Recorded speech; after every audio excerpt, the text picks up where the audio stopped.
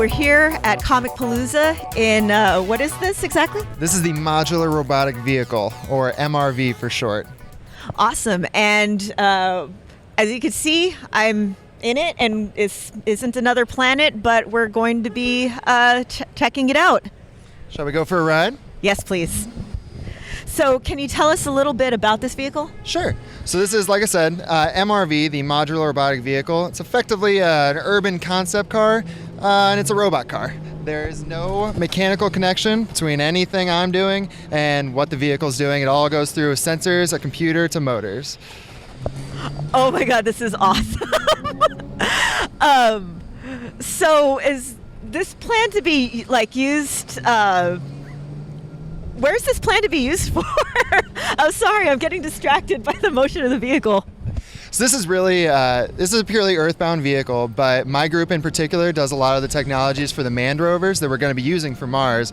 This has a lot of piece part technologies for those vehicles. It has a lot of advanced battery technologies, advanced safety technologies, a lot of advanced thermal systems, stuff like that. So in terms of applying this to civilian use, you know, usually we see a lot of incidental things that NASA develops eventually finding its way into civilian use. When do you think, we'll start seeing some of this stuff kind of trickle its way into, everyday use? Yeah, so we actually did this with an automotive company with that exact kind of purpose, which is, let's take NASA technology. They put in some money, we put in some money, we developed things we wanted, and then they were able to kind of glean some of the NASA technology from that. A car like this with these type of advanced sensors and no mechanical connection, we're pretty far out from, but we're heading that way. You see a lot of the Teslas, a lot of the new Chevy electric cars, they're all starting to head this way. So it's not going to be too long before you start getting these kind of really disruptive technologies to the field. All right, and finally, is it kind of, how long does it take you to get used to the motion of the car? So to get kind of used to it, not very, to get really used to it a while. So the way this mode works right here is my steering wheel is actually turning all of my wheels together.